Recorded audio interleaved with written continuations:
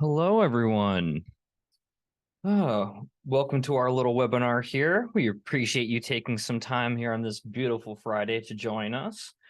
I see a couple of familiar faces and I see a couple of new faces today. So just going to hit you with the ground rules. So we encourage everybody to keep their cameras on. We encourage you to mute your mics until we pause and ask for questions. And we encourage you to say hi, where you're at, and what interested you in today's topic. Feel free to jump into the chat and start talking. While you do that, I'm going to introduce who's going to be on our webinar today. We have Nick Rogacki, our creative director. Give a wave, Nick. There you go. And we've got Peter Anania, our managing partner.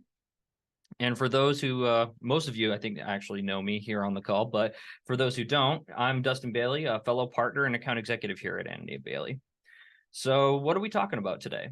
Today, we're talking a little bit about, avoiding mistakes and standing out in local advertising, which can always be a bit of a challenge, especially with, where we're at today and where advertising is and what different goals all of our businesses and organizations or clients are looking to do. So first, we're going to talk a little bit about the problem. We're going to set up, some of the common goals that we commonly find. We're going to talk about a couple of mistakes along the way here and there, and we'll be asking a couple of questions. And then we're going to talk about, what are some of those solutions that you can kind of employ, take away, and see how you can apply them to what you're going to be doing in the future. And then, of course, we'll be wrapping it up with a little Q&A, so you can feel free to have your questions along the way or at the very end with us. So I'm going to go ahead and throw it over to Nick, and you can start us off. Yeah, thanks a lot, Dustin. And nice to see everybody here, see some familiar faces.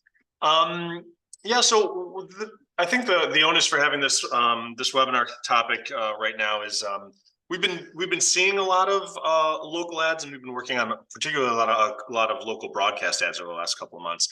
And there's just some stuff that's frankly just been burning us out a little bit as we've been watching it. And I think it's really the problem is that there's a lot of businesses and nonprofits that we're running across that are spending a lot of money in getting really boring ads back, really boring content. A lot of that is boring, which is a sin unto itself, from my point of view, at least as a creative director. And the other half is that it's not really meeting any goals. A lot of people have decided that they want to paint their houses taupe, or they're going to be really edgy by painting it eggshell, right? And I don't know who fooled these organizations into doing it, but we want to have a bit of an intervention here.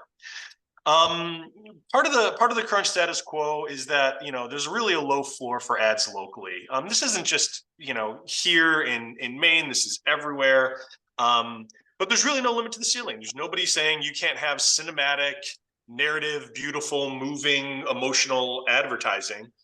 People locally just aren't doing that kind of work right now. A lot of ads aren't very specific. They're not specific to the brand. We talk a lot about branding. God knows we talk about the value of brands. You're going to hear us talk about more of that today.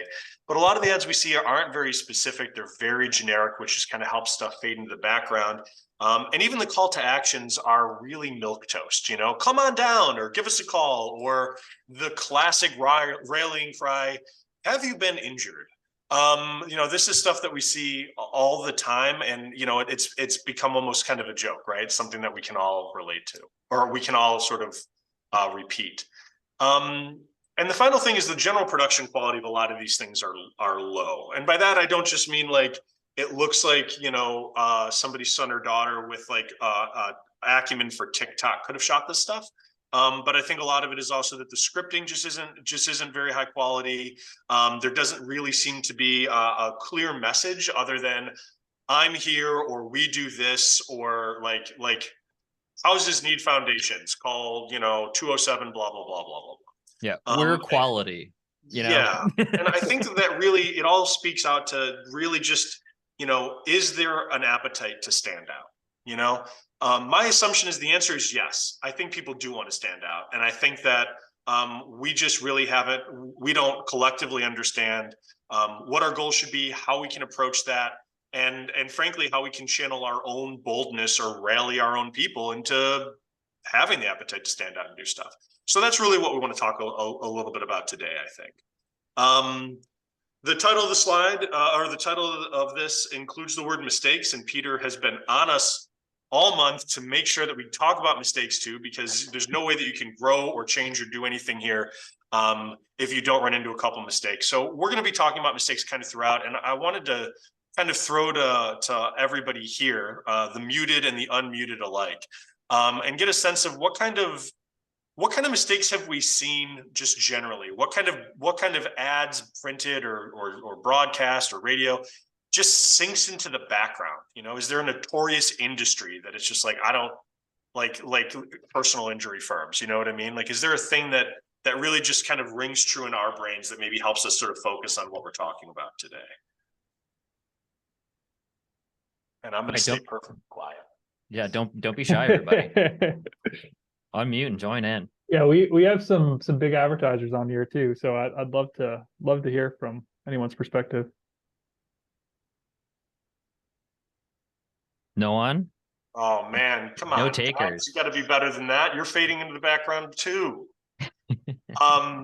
Well, interrupt if you've got any thoughts as we go. But we're going to be jumping into kind of Q&A sort of throughout rather than holding anything to the end. But first, I think we can go ahead and throw to Dustin, you know, if you want to talk a little bit about kind of achievements, what we're trying to do with local ads. Yeah. So, you know, when we're thinking about, you know, we're all advertising, we're all looking at this as an investment. So, you know, what are those goals? How are we kind of structuring this? And, you know, what are we trying to achieve at the end of the day? Because that is the point of everything that we're doing. So, you know, I think that there's a couple of things that we always want to make sure that we're doing, you know, in local advertising and in advertising in general, but especially when we, you know, are able to tap into some of that local context. Like, what are the things that we need to have to make sure that success is always there? And, you know, the first one I always think about is being memorable. You know, you can almost hear the whistle for Hammond Lumber in your head from all their radio commercials, because they've developed a audio cue that is there and present with you all the time. So when I think about, you know, what are some of those goals, it being memorable is a good way of standing out and being in line with your brand. So, you know, standing out from your competitors, of course, is nice. You know, we're going to be talking a lot about fitting into the background of things and standing out from your competitors. So you're not being generic. You're saying something that's going to stick with people, that, you know, you want something that's going to catch their eyes or their ears, or hopefully both. You know, having that kind of standout is really important. And then, of course, you know, like I said about Hammond Lumber, right? Like, build your name recognition, have those audio cues and visual cues, and make sure that your brand is being represented clearly and distinctly, both visually and vocally. You know, you want to make sure that every aspect of it is still containing your brand without it feeling like it's the same thing every single time. So that's really important, to have those kind of items and do that kind of memory building. And making sure that you know, that messaging, regardless of what medium that you're in, is still aligned with the brand. Yeah, and something else that we really like to talk about here is building trust, which you know, this is, if you're doing local advertising, you're established enough, you understand who your community is, and you're trying to have sort of a longer conversation with them.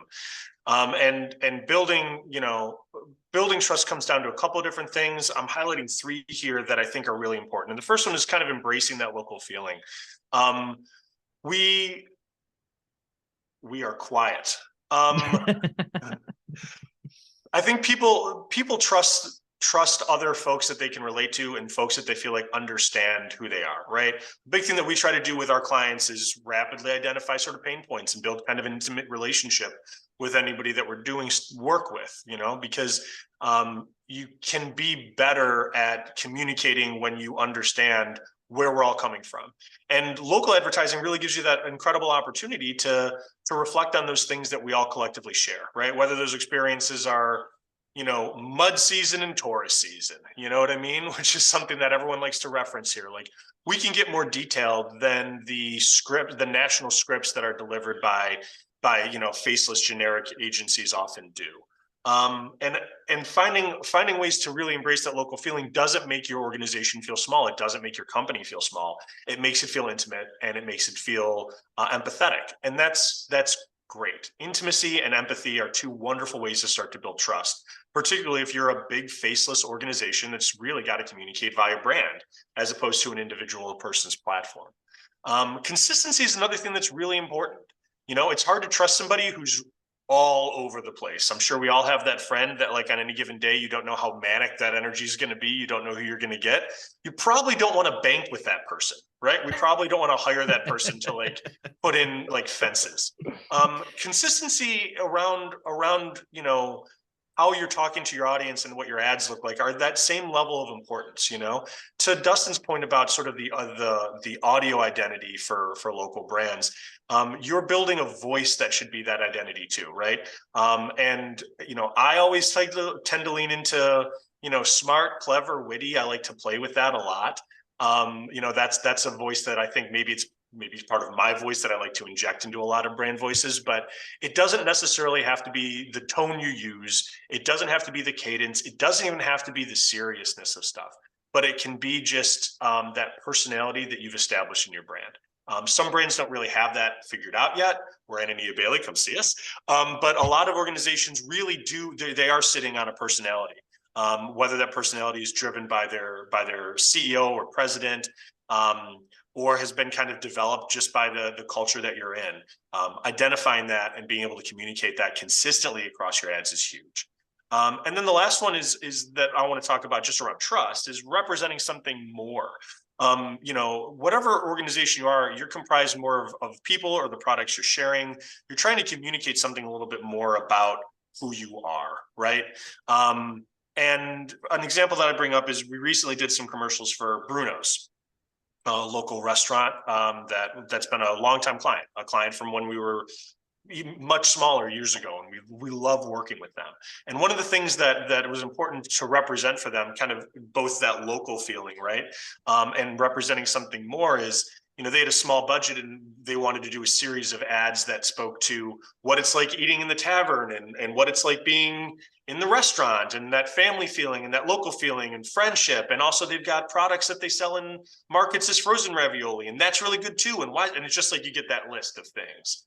And we were really able to boil that down to a series of short videos, short ads that just it was really just an overhead shot of a single plate and a piece of delicious food that somebody's eating, and then people interacting around that plate, right? Things that are happening around the dinner table, right? And that allowed us to kind of get to the sense that there's an intimacy in the people who make your food and bring your food and where you sit and dine, while also getting to some sort of universal experiences. One of them has, you know, children running around and, you know, finally you give them food and everybody just gets nice and quiet. And just that feeling of the luxury of quiet children happily eating, right? Or I think another one was a bachelor who pretended to make the ravioli that was actually frozen for a date to make a good first impression, you know? And that's us trying to suggest that Bruno's isn't just local, but Bruno's knows your experience. And then as a wink and a nod, you know, even the names of the children reference the actual names of the actual children that you'll often see running around Bruno's, right? So it's kind of a wink and a nod for that extra level of Easter eggs for local folks. But that's a little bit about trust. But there's a lot more than just, you know, what we're doing with trust or what we're doing with memorable. We also want results, which I think Dustin can speak to a little bit here. Yeah, because especially, you know, I think, you know, when we're talking about local advertising and we're talking about advertising in general, right? This is always an investment. This is something that, you know, you're usually trying to solve a problem. You're not usually just using this money for, you know, like, oh, it's just the routine. Like there are goals that need to be met, and you know, results are a big aspect of that. So you really need to determine your KPIs, you know what your key performance indicators are, you know, make it a tangible goal. Make it measurable, make it something that, you know, you can correlate. We spent this much money. We know what our return on ad spend is going to be, you know, X, Y, and Z, and make sure that you're measuring it constantly. You know, I think one of the biggest challenges, you know, when we're looking at results is we kind of assume like, all right, well, it's running, so I assume everything is going well, but we're not always like checking in, you know, where's our milestones? Are we doing this month by month, week by week? How do we need to make sure that this is doing what it's supposed to be doing? And then, you know, you have to run advertising like diagnostics, you know, making sure that, you know, every aspect of it is being reviewed and adjusted if need be. And that's why you got to be resourceful and agile. You know, you need to know when you need to adjust budgets, you know, when it's necessary to cut back or to spend more, when to change the ads, change creative, change directions when you have that kind of feedback and you're starting to see, especially if it's, you know, something in the digital realm where you can actually see, you know, the impressions going up or the conversions going up on a certain type of creative, so you can get a little bit more granular. And then strategize for different scenarios, you know, make those predictions of where is this going to go. Like, if, you know, if we're going to reach our goal a month early, let's have a plan of cutting back. Let's make sure we're able to adjust and pivot. Or, you know, if like we are, you know, 2 or 3 months in here and we're not hitting goal, it's time to change creative or change the budget. We need to find some way of changing this, because what's going on right now, it's not working. So we need to, you know, take it back into the shop and let's see what's going on here. And then, of course, you know, when we think about advertising, right, it's generally not a one and done thing. It's, you have this problem, and we're in Maine, right? It's usually we have seasonal problems, you know, whether it's business or it's recruitment or, you know, etc. So likely you're going to have this problem again. So learn and try again, making sure that every single time that there is a campaign, you are making that investment, that there's always a learning experience in there. And that's why we're so big on mistakes, which I know we're going to be asking about more mistakes here. Because I mean, those I think those are that's a going good to be happening. transition because you know, now Peter's trying to sort of telegraph some of the questions that we're asking, but I think, you know, we're curious if there are any brands that come to mind that have lost trust. There's probably an elephant in the room nationally that we could talk about, as far as like losing trust or changing how people think about it. You know, have you seen the thing that I'd be really interested is, have you seen anybody sort of abandon good ideas because their metrics were really poorly set? Either, you know, clients that you may have worked with, or, you know, you yourself in your experience, just like, this was a great concept, or we're really glad to share this or excited to get it out there, and we had to walk away from it early, or it never really got the audience or the light of day that we wanted it to. So, and I'm going to hold fast and demand that somebody speak this time around. But, you know, I'm curious, either, you know, lost trust or lost opportunity. Anybody walk into that? Tell us your mistakes. I don't know if anyone else has noticed this about like Ford and GM, the vehicle, the car makers. But I feel like, and maybe it's not just them, but a lot of car companies seem to be advertising their most expensive, craziest cars, like rather than advertising the like bare bones type of work F-150 truck. Ford is constantly advertising the Lightning, which is their really expensive EV, or the Raptor, which is like a $90,000 or $100,000 truck. And I feel like all of these car companies have basically forgotten about most of like the middle class and people who are just trying to do their thing, or get like a regular truck or regular car. And it's always about the highest end models. I don't know if that's considered as big of a like mistake type of advertising thing, or maybe they just have decided they don't want to spend as much money on traditional advertising. But that's just something that I've noticed, and you rarely see like common person car ads, at least from what I've seen.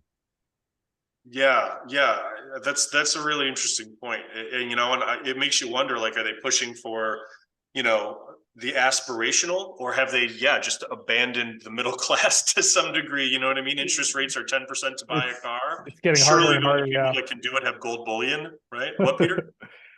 I just know I've looked at I've seen a statistic on the average cost of a car, and I think it's gone up like $17,000 in the last couple of years. And so I think the narrative behind that was it's getting harder and harder for you know, you're kind of seeing the demographic switch to sort of speak to that targeting and the commercials that you're speaking of. That's sort of the people who are out there purchasing vehicles now. It's getting harder for certain segments to go out and purchase vehicles with everything that's going on. Do you feel like that's a trust thing, or like an intentional pit? Like, are you like losing like faith in these brands, or does it feel like they're straying from their blue collar roots when it's all Raptors and EVs? Like, what's the...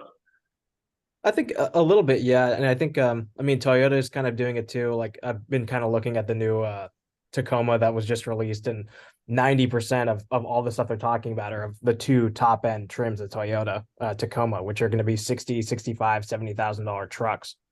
And it's like, I don't know. I just feel like for years and years and years, when you think of Toyota, you think of like this small, reliable truck that lasts you 20 years that keeps its value. And now it's all about everyone's all about the off-road stuff. Everyone's all about the adventure, the aspiration. And it's like they've just forgotten about where they came from. And I mean, I'm not saying like, hey, if I had 70 grand to throw in a truck and I didn't care about that money, that I wouldn't do it. But at some point, I wonder if they're going to lose a lot of these people who were big fans before. Something that like stands out to me as you're talking about it is, and we have a hatchback and a Mini Cooper in my house, so I'm less in it and inundated than you are probably around the truck scene. But what I would say is, because we have such a data rich approach to marketing now in a way that like we hadn't had for decades and decades and decades. Everyone sort of tends to push creative in the same direction. People see the same numbers and they come to the same conclusions, and it tends to make a lot of advertising and marketing flow in the same direction.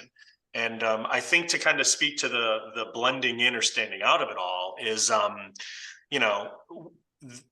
in a lot of these spaces, I wonder what the conversations are. And if you've got somebody advocating, or if there's even space to advocate for, yeah, guys, but everybody's doing X, why don't we try to do Y?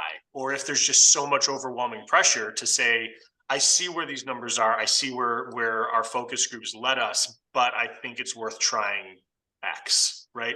I don't think there's necessarily a lot of room, particularly with a lot of the larger companies, having pitched some of these larger companies on different directions. I think that it's a very risk averse environment to be in, and that tends to create a lot of homogeneous creative work, so that might be part of it too. Everybody's pivoting at the same time to be different, so they're all the same. Yeah, I feel, and it also feels like, when we're talking about, in particular, right, local advertising, that's kind of the good example of like the larger advertisers not understanding audiences on a local level and not applying it to where they think they can. Because I mean, I don't know how many Raptors that Row Ford needs to get rid of right now, but I'd be surprised to think that they are that's the number one model that they're selling. Yeah, that's a good point. It's like all the dealers are doing what Ford is telling them to do, even though the dealers probably know better. It's hard to push back on that. Dustin, do you want to get in a little bit to kind of planning and strategy though, when we're thinking about standing out? Yeah, because I think that kind of goes, a little bit to where I'm thinking about on audiences too, right?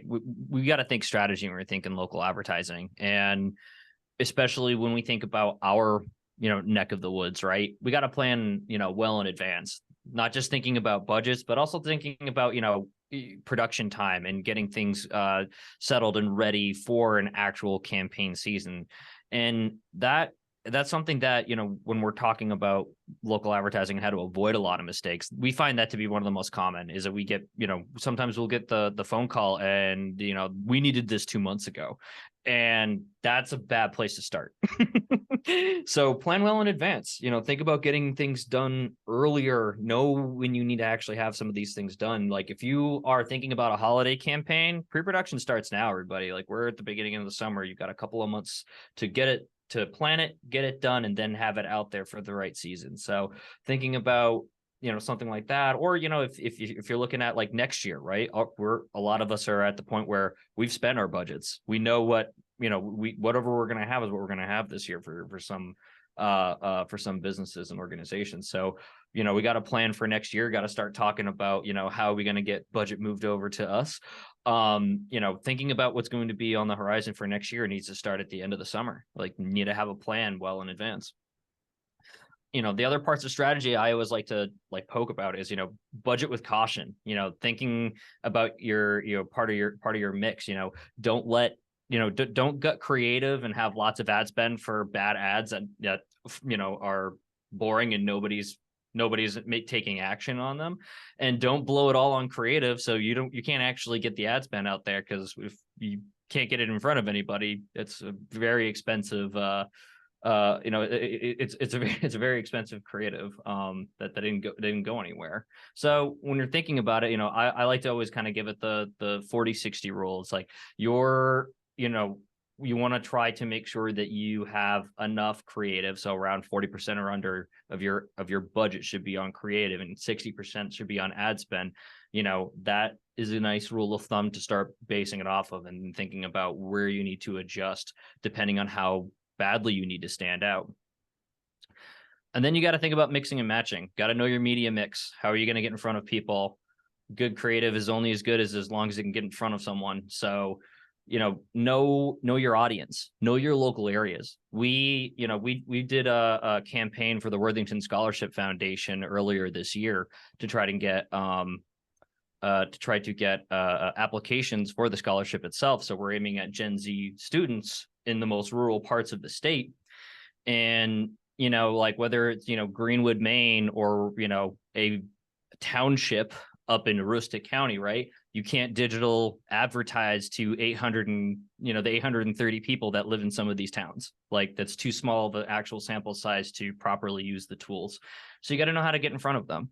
And it's really important to know, each of your local communities. And Maine is a very big geographic place with some niche interior cultures, on whether you're from the mountains or from the up in the county, or you're up in the down on the coast. Like, you have some very different people, some very different buying habits and values, that will be different for both your messaging and what they consume as media.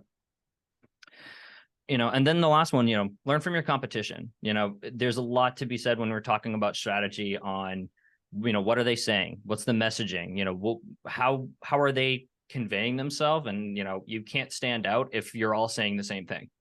So think about how you can stand out, but still be in your lane for your brand, and then the other part of strategy is thinking about, where are they? Where have you seen them? Where are you hearing them? Where are you seeing them?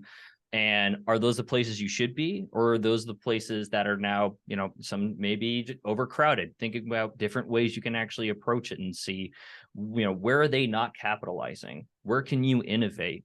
Another great way for you to stand out is to be where your competition isn't, but your people are. So think about where you're going to be placing yourself when you're thinking about strategy. Yeah, and go on, Dustin. Sorry, I didn't mean to cut you off. Oh, no, and I was going to say, because when we're talking about this, like, strategy gets you halfway, and then the other half is creative.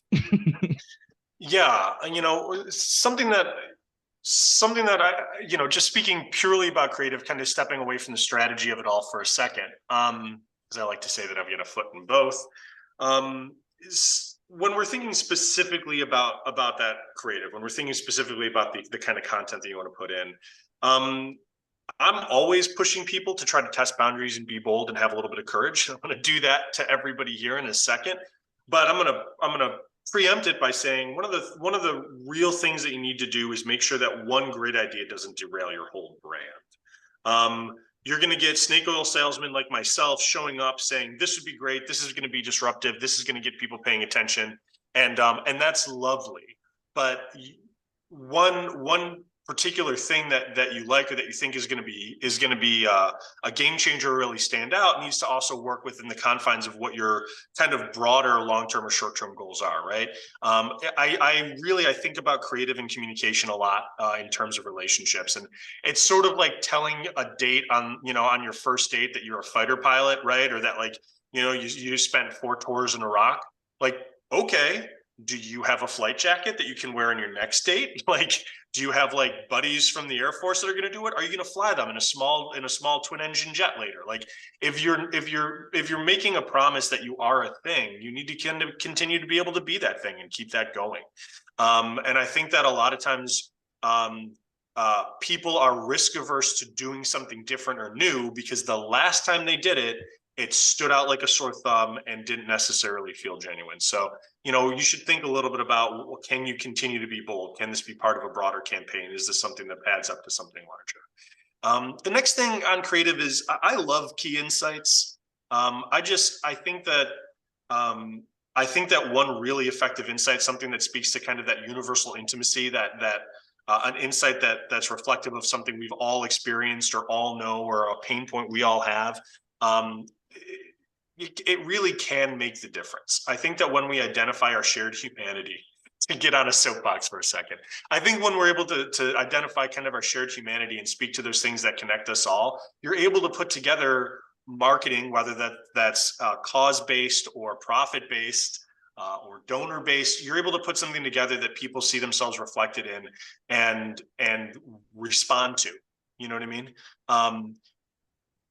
I'm a big believer that you should fix everything that you do in pre-production. Don't fix it in post. You can fix it in pre. And that's a big part of it, is taking the time to come up with a really great key insight, walk it through, ask yourself, ask the agency, ask, your own internal marketing people, if it's something that really you feel resonates. And when you've got something that resonates, you almost can't kill it with bad graphic design, right? You almost can't kill a really good insight with bad video production. We talked a little bit about home field advantage here. I'm going to kind of sidestep it a little bit because we've talked about it a little already, except to say that national trends don't necessarily lead to local resonance. And that kind of gets to the point that you were saying, Ed, about the buy the $70,000-$80,000 truck thing. Locally, how about buy this truck that will do everything it needs to do with minimal repairs for 20 years? I would buy that truck today, right? Like, the local resonance of some of this national messaging doesn't really work. And so following national trends is not necessarily a road to success when we're talking about local ads.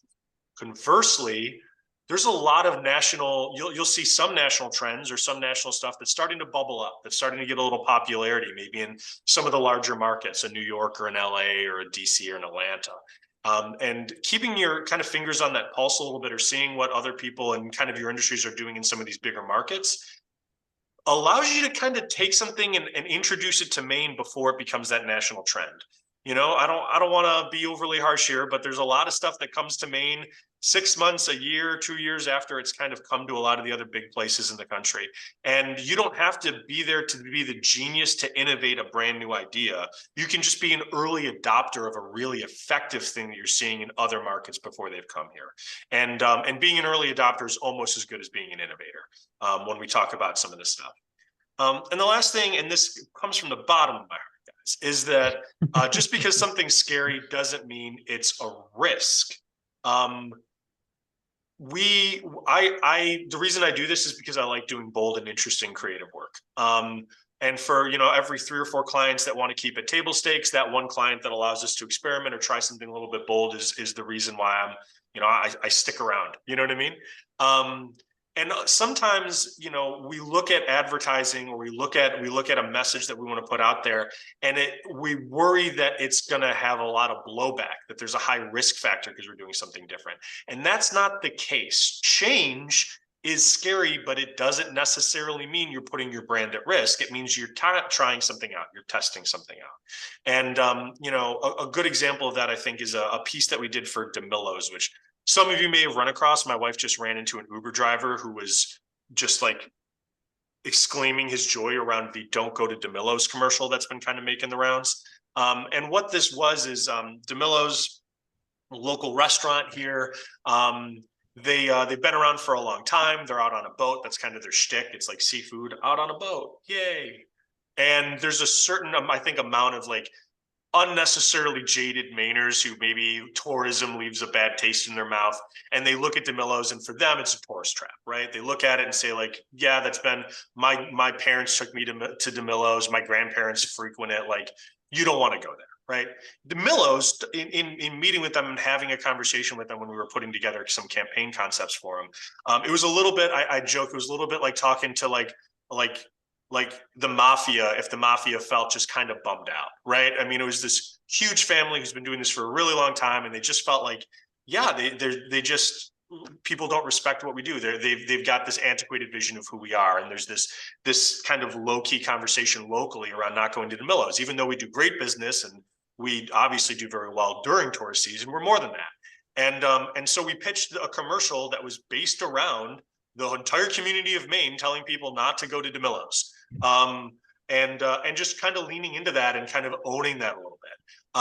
And I was as shocked as anybody else in the room when they decided that that was the number one pick that they wanted to go with, and they really wanted to explore it. And it was bold, but it wasn't necessarily risky. They've got enough name recognition that, you know, people would get it, and it's turned out to be a hugely beneficial thing for them. You know, it's been well received. It's helped to kind of, I think, tie DeMillo's more closely with the community in the kind of this shared sense of humor and self-awareness and lack of ego that I think really permeates the community around here. So in doing this thing, not only were they able to kind of wink and nod to something and stand out with a very different message, but they were able to do that while telegraphing the same values and that the community has, and acknowledge something that the community has been talking about for a long time, right?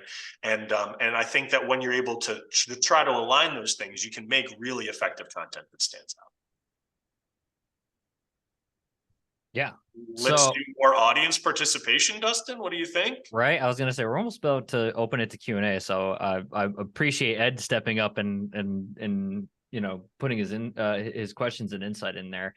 You know, I think when we're, you know, thinking about all of this, right, we're thinking about local advertising and avoiding mistakes. I think we've kind of put a couple of items out there that are good for anybody to really keep in mind as they are looking at their budgets, thinking about what needs to be done. But, you know, I always like to ask, you know, as we kind of think about these pieces, you know, are there any regrets, you know, about, you know, a bold direction that you didn't take, that, you know, ideas that were kind of like, you know, they were pitched and then they were ditched, like they never made it past the hatchery, you know, that there are a couple of different things that, you know, when you're thinking about it, that you wish you had the budget or the resources to be able to actually execute and get out there. Like, you know, what are some of the regrets out there that, you know, you feel like that could be done or should be done, and maybe it's not your brand but somebody else's brand that you've seen?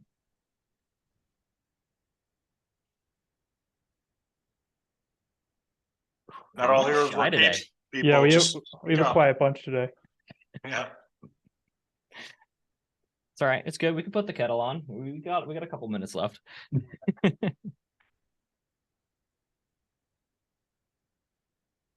One thing that this was a couple of years ago. This was a pitched and ditched thing. It was for a national brand that they do a lot of different products, including tampons. And at the time, I was working with a couple of our team had 3 different creative directors on there. 1 was a woman, 2 were men, and they were saying, okay, who wants the account? Who wants to, you know, we need to get 2 directors on it. And the only female creative director said, I want nothing to do with this tampon commercial. I'm stepping back. It's on you guys. And that felt jarring. And like, we're a little maybe arms removed from what we're talking about here.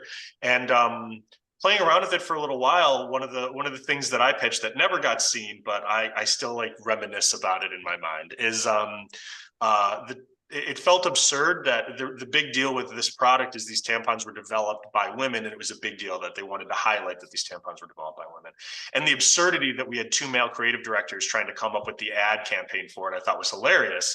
And so the concept that I pitched was this ad was made by a man, these tampons were made by a woman, and the actual ad for the tampons was just woefully misinformed about how tampons work, how they're applied, how long you should use them, what they look like just like clearly like these guys have no idea what they're doing talking about this product. Thankfully, you don't need to worry about it because women designed this product, right? So that was the campaign that we put out there, and I thought it would have been a lot of fun, kind of a little playful. I think it was a little bit too much for the organization at the time, but that's a pitch but ditch that in my mind I still wish that we would have been able to at least done some storyboarding on. I think it would have been great. Right. They're like, it's too cheeky, Nick. Yeah. too cheeky. Yeah. Feedback I get more than once. Yeah.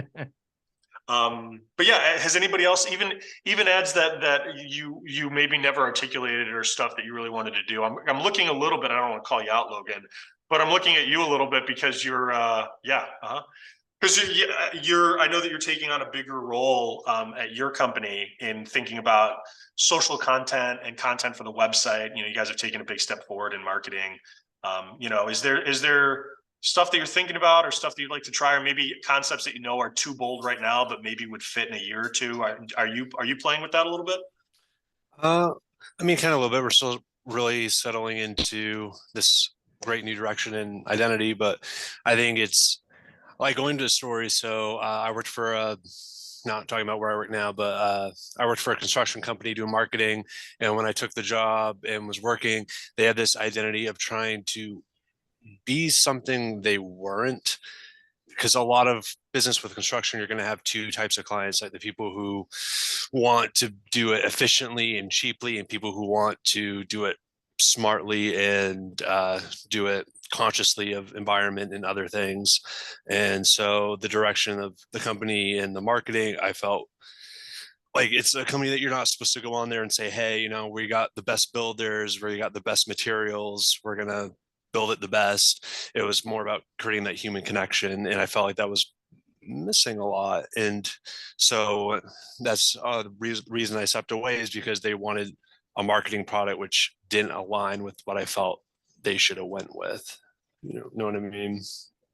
Yeah, and Yeah. it's like congratulations on not seeing yourself aligned with the people you're working with and being like willing to walk away instead of quietly complain about it or just suffer in silence and anonymity for decades. So like, Yeah, like it pained me that they wanted meme, like construction memes posted every week and things that just didn't really target the audience that you're trying to do business with. And so, and it really showed that the person who before me, that was the direction they were going. And then I took over, and for the few months I was there, I tried to more human stories of connecting with the community, like advancements in the company, and those got way better response than what they had done like the previous 2 years. But then they pretty much were like, no, we want to go back to this. And I was just like, I can't do this. yeah.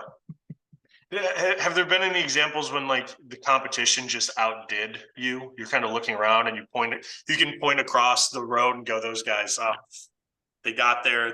That's exactly where I want to be, or I can't believe that they outmaneuvered us. Kind of. I mean, it's hard because I mean, you're always judged, like in that field, you're judged on the quality of your product, and so when working with them, I wanted to do a lot more stories of built, like showing off the quality and production values of the company, and just I was never really afforded the opportunity to. And you can kind of see it in a lot of companies in the area. It's all pretty cookie cutter script. And I think where I am now with our company being a branding specialist, it's really trying to find that balance, because you could easily fall into that trap of, you know, look at all the cool like shirts and hats that we have. And I mean, that's great, but we're not trying to sell the shirt, we're trying to sell the process. And I think when we worked with you guys, and we had that commercial, like really hitting home of getting that connection and creating that importance of the community and feel that you're going to have with this product, not that you have a cool sweatshirt. Yeah. Yeah. No, exactly. And then I think, you know, not that it's always hard to sort of transplant yourself into other, you know, local, you know, in localities. But I feel like that ends up being one of the more genuine things, that when you are advertising local and not doing, you know, Ford's $70,000 truck everywhere, right? A lot of businesses, a lot of local organizations or businesses are really not selling a product or a service half the time. They're selling the relationship. They are selling that piece that is, you know, that piece of trust, right, is so important early on, and that makes the difference. You know, that allows you to have results. It you know, the trust in itself is a little memorable, you know, and I think that kind of it elevates it. It makes it stand out in that form, and it doesn't need to be super flashy, you know, for the genuineness to actually make it work. Because I think that might be one of the mistakes that I think is the easiest to make, is the fact that you have to have something loud and crazy or silly or something that people are completely not expecting for it to actually stand out. Standing out sometimes can be just the fact that it's just true. Yeah, like going back to Ed's point about vehicles, like the most affected for me were the ones that tell that story. So one that always sticks to mind, like going to the movie theaters, you always see car commercials every single time. Maine, for some reason, Chevy's the biggest movie promoter around here, but just you can show all the commercials of, this is the truck and it has 600 pounds of torque and all this stuff. But I love the more stories where it's, it was a woman who had a husband who died in the war, but then she had this kid who grew up and they like built this relationship around this car that she had. And then he helped her fix it and brought it home. And it's just, those are the stories that interest me, those human connection. That made me like, oh, I actually kind of would be interested in that car. That's Yeah. No, go ahead. Sorry, Dustin. I guess Dustin, were you talking? Nope, Ed, Oh. go for it. Oh, okay, cool. You beat Just me real to it. quick, that reminds me of I mean, I don't know if this is like a mistake, but something we kind of realized over at Evergreen back in like 2016, 2017, we really pivoted from doing like 95% ads for loans and like checking accounts at the credit union, and really started pumping creative time and money into like community partnerships.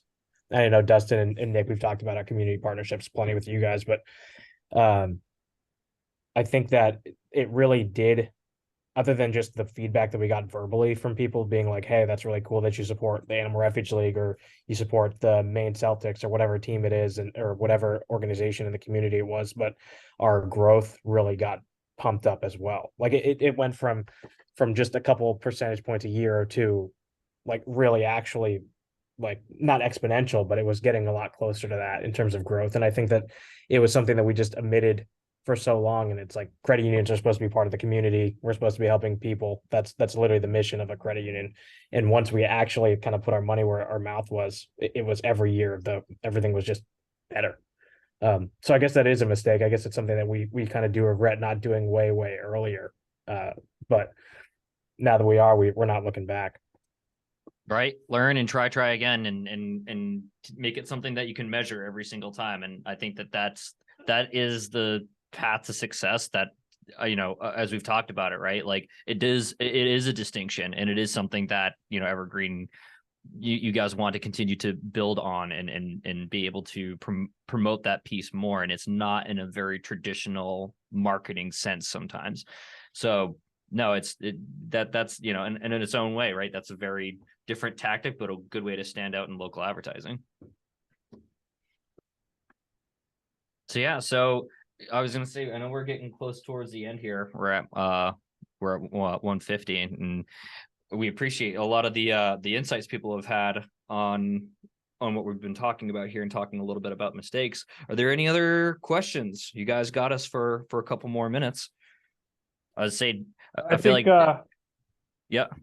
No, this has been great, Dustin and Nick. That was a great presentation. I'm very lucky to have both these talented individuals working here. I know I certainly learned a lot, and thanks everyone for being here. If anyone does have any burning questions, throw it in chat.